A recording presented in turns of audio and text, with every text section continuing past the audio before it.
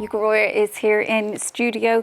Yuka, Germany's election campaign, it's now into its final week. The economy, a top concern for voters there. Well, Sharon, Germany has long been Europe's manufacturing powerhouse, but its economy is in crisis.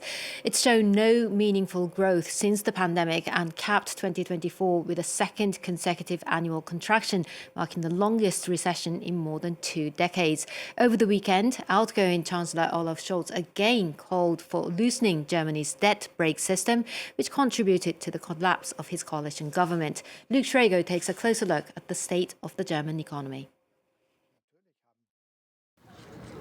For the German economy in recent years, it's been one body blow after another.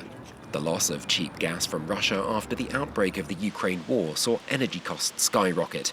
Electricity now costs 2.5 times more than in the US or China, and compounding Berlin's decision to shutter all its nuclear power plants over the last few years, renewables, among other areas, haven't seen the investment necessary to keep pace. We have a bad environment concerning infrastructure, innovation, education and climate change or climate protection, and as well as security. These are the 5 areas requiring massive additional investment, which stands in contrast and conflicts with the debt brake, which does not make that possible.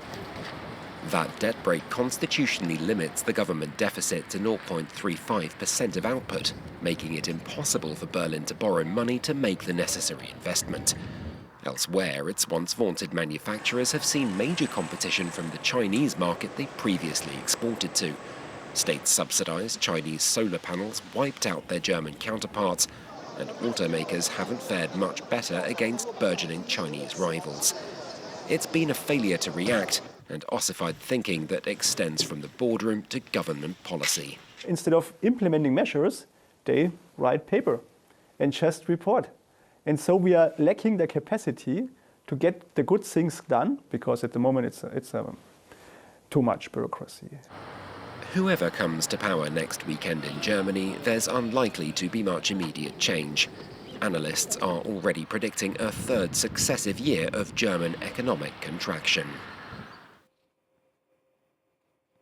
Now, Yuka, France is also grappling with sluggish growth, high uncertainty also. New data, meanwhile, showing investment slowed here last year. Slowed it last year. Well, new survey published today by France's public investment body showed that last year saw an alarming situation with the number of investment projects falling 5% from 2023 to less than 1,600, the largest drop in 12 years. The decline was particularly sharp in the industrial sector, down 17% from the previous year.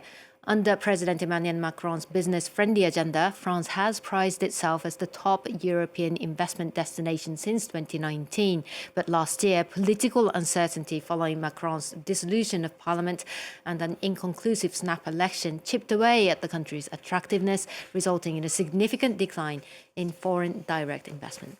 Chinese low-cost AI chatbot DeepSeek, it sent shockwaves right across the tech world last month. Concern has been raised over data privacy. South Korean authorities have now suspended the app, Yuka. The country's data protection watchdog has pulled DeepSeek from the local versions of Apple's App Store and Google Play. The agency says the suspension is temporary and that the developer will be able to relaunch the app once it has strengthened data protection measures. Users who have already downloaded DeepSeek on their phones or use it on their computers are not affected. Many South Korean government agencies and companies had already blocked DeepSeek from their networks on concern the AI model was gathering too much sensitive information. Let's take a listen.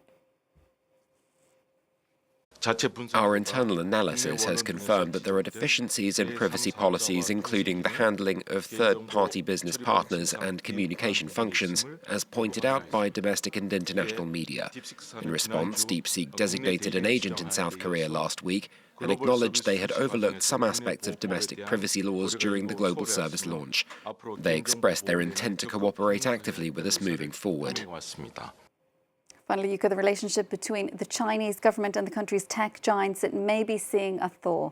Well, President Xi Jinping hosted a business forum attended by industry leaders, including Jack Ma. Once an icon of China's tech industry, the Alibaba founder became one of the most public faces of a government crackdown on the sector after falling out of favor with the Communist Party leadership, following his criticism of the country's regulatory system. He largely disappeared from public view, but on Monday he was seen shaking hands with Xi Jinping. The president offered assurances that Beijing would not change its policies on the private sector and would protect companies' legal rights. He added, though, that the private businesses should get rich first and then promote common prosperity, as per his political slogan. And that's it for business. Thanks so much.